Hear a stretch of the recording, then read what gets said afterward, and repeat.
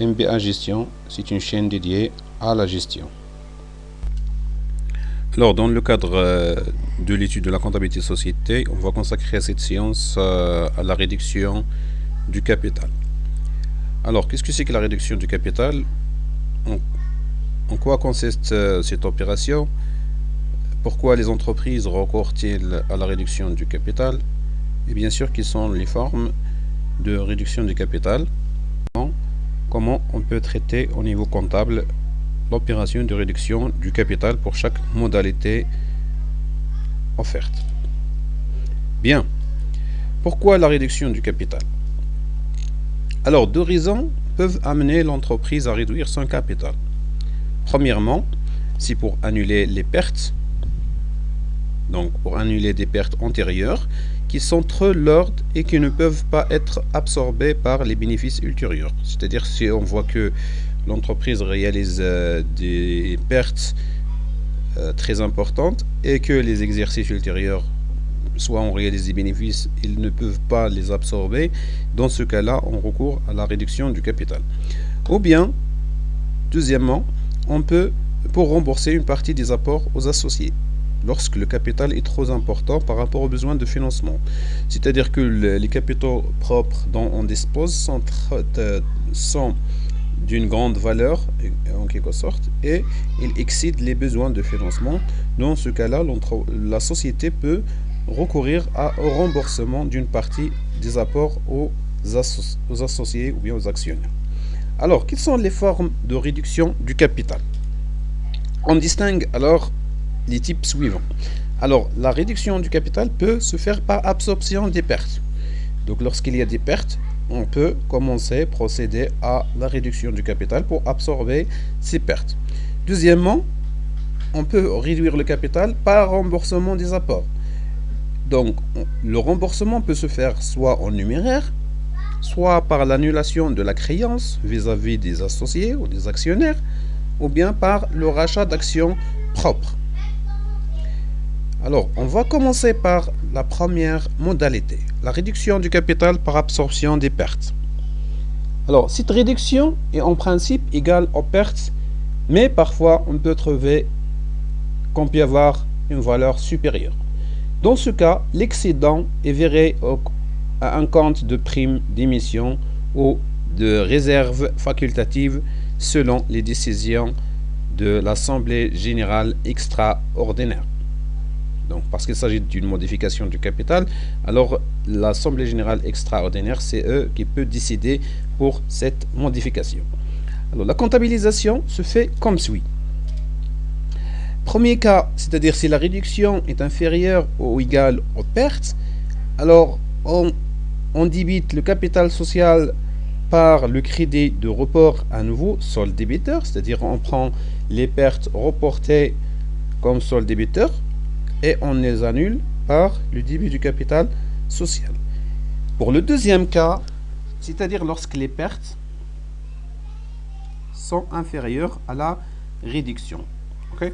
Dans ce cas-là, on a un compte qui s'ajoute, c'est-à-dire prime d'émission. Okay? Prime d'émission. Alors, toujours la perte reportée, c'est au niveau du solde débiteur. Bien sûr, on réduit le capital en les débitant par, bien sûr, l'excédent qui est verré dans le compte prime d'émission ou, bien sûr, de réserve facultative. Ça dépend du choix ou de la décision de l'Assemblée générale extraordinaire. D'accord? Le choix entre le compte prime d'émission ou réserve facultative revient à la décision de l'Assemblée générale extraordinaire. Donc, on remarque que la réduction du capital peut se faire selon deux modalités. Donc, soit par la réduction de la valeur nominale des titres sociaux, soit par la diminution du nombre de titres. Donc, on a deux modalités. Donc, soit sachant que le capital social est égal à la valeur nominale fois le nombre de titres. Donc, soit on réduit la valeur nominale, soit on réduit le nombre de titres. Alors, prenons un exemple. Une société anonyme au capital de 4 millions de dirhams divisé en 20 000 actions d'un nominal de 200 dirhams par action, décide le 10 de réduire son capital de 500 000 dirhams pour annuler une perte antérieure enregistrée au report à nouveau débiteur.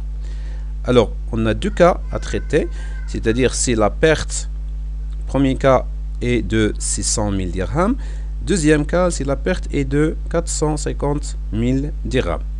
Alors, la décision de l'Assemblée générale extraordinaire veut que l'excédent est viré au compte prime d'émission. Alors, le travail à faire, pour le travail à faire, on doit présenter les modalités de réduction du capital, puis de passer les écritures comptables pour les deux cas. Alors, en matière de solution, les modalités de réduction du capital. Alors, on va commencer à calculer le montant du capital après réduction. Donc, on a le capital social est égal à 4 millions de dirhams moins 600 000. Donc, on a la valeur du capital est égale à 3 500 000 dirhams. Alors, première modalité, si on réduit la valeur nominale. Donc, on prend la valeur du capital après réduction divisé par le nombre d'actions. Donc, 3 500 000 divisé par 20 000 est égal à 175 dirhams l'action. Donc, le nouveau capital sera, bien sûr, 20 000 multiplié par 175 est égal à 3 500 000 dirhams. Deuxième modalité, donc lorsqu'on réduit le nombre d'actions, alors le nouveau nombre d'actions, si en prenant le capital social après réduction 3 500 000 divisé par la valeur nominale, on a 17 500 actions. Alors, le nouveau capital donc égale 17 500 multiplié par 200 est égal à 3 500 000 dirhams. Bien. Alors, les écritures comptables pour les deux cas. Pour le premier cas, la réduction est inférieure à la perte. Donc, on a la réduction est égale à 500 000 dirhams. La perte, elle est de 600 000 dirhams.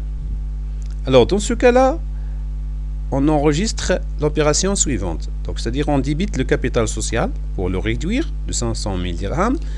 Puis, on crédite le report à nouveau sur le débiteur, c'est-à-dire la perte de 500 dirhams. Donc, on met dans le billet réduction du capital social. Deuxième cas, lorsque la réduction est supérieure à la perte. On a la perte de 450 000 dirhams, mais la réduction est de 500 000 dirhams. Dans ce cas-là, on a l'écriture suivante, le 10 de N. Le capital social est débité par 500 000 par la perte, donc par la réduction qu'on veut réduire, et bien sûr, plus la prime d'émission. Donc, le report à nouveau sur le débiteur, la perte est de 450 000, mais la prime d'émission, c'est-à-dire l'excédent, il est enregistré dans le compte 11 21 50. 50 000, c'est-à-dire la différence entre la réduction de 500 000 moins 450 000. Alors, la réduction du capital peut se faire par la deuxième forme, qui est la réduction du capital par remboursement des apports. Alors, cette forme de réduction qu'on va traiter dans la séance suivante.